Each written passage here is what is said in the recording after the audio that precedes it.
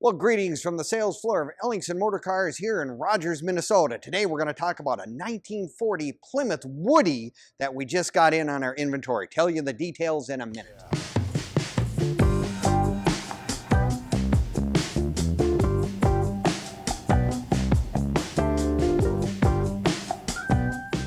Well, greetings from the sales floor of Ellingson Motorcars here in Rogers, Minnesota, the home to close to 100 classic and collectible vehicles ranging everywhere from old Cadillacs all the way up to resto mods and some late model Corvettes. We've got them all for you here at www.ellingsonmotorcars.com.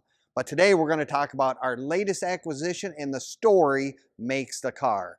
It is a 1940 Plymouth Deluxe Woody station wagon. You tell me the last time you ever seen one of these things, and I'm not going to tell you. I haven't seen one myself personally until I got to take a look at this one right here. This is a 1940, which Plymouth was actually really going up in the sales stuff, and Chrysler kind of gave them the go-ahead. Let's get some really nice stuff put together, and Plymouth did the job. 1940, right before World War II. This was a stellar example of getting everything together, and it has a really good ride is what they touted. But this is the 1940 Woody Deluxe. I mean, it is as rare as hen's teeth. They made a little over 3,000 of them when they were made, but tell you me, I bet you there isn't but a handful of left in the entire country. And this one has the story. As I mentioned, stories help sell the car. This car has been in one family since new.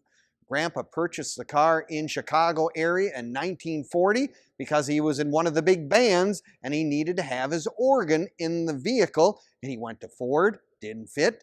Went to Chevy, didn't fit. Went to Chrysler Plymouth, and by golly, it fit perfectly. So Grandpa wasn't really loyal to any given brand. He was just happy to find something that fit. So 1940, we have all the original paperwork and everything on this car. Now, this car was basically restored. It's been very well maintained, of course, very well restored about 20 years ago, give or take, and it has just been kept up exceptionally well. The neat thing about this car, it's always been cared for, and the wood is in absolutely beautiful condition all the way around. It is just very, very neat. These cars back in the day, these were craftsmen that put these cars together. It wasn't something that was made on an assembly line. It was very hand-built, as were many cars back in the 1940s. But the Woodies in particular were very, very special because the doors themselves are all wood. You look at the frame, everything is wood. Inside also has beautiful woodwork as well. Take a look at the underside. Up inside this, I mean, the wood inside is in beautiful, beautiful condition. They had to steam some of the wood to get the bends and the arches in it. I mean, it is spectacular.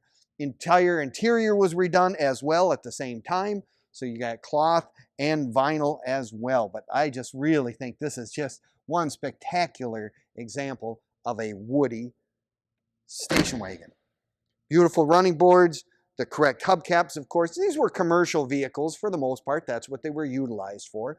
But this one, like I said, had a personal need for Grandpa. So grandson is the one who had it, and he is looking to find someone who can cherish and love it as much as he did. You can find all of our stuff at Facebook, YouTube, and Instagram. You know, give us a like, leave us a comment, subscribe. I'm sure you'll find interesting vehicles such as this on there and many other ones as well. So take a look. We would really appreciate that you to take a look at that stuff. You know, got the original 6-cylinder inline 6 motor. 3 on the tree, of course. No automatic transmissions for Plymouths in 1940.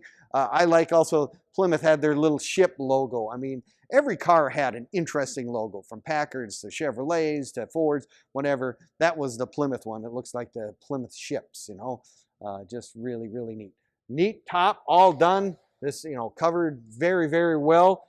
This car also was the 3-seater, so you could actually, I mean, it could be used as a school bus. Today's version of a modern SUV in 1940. I mean, it's got the 3 seats. The spare tire is actually mounted behind the driver's seat. Really kind of cool if you think about that.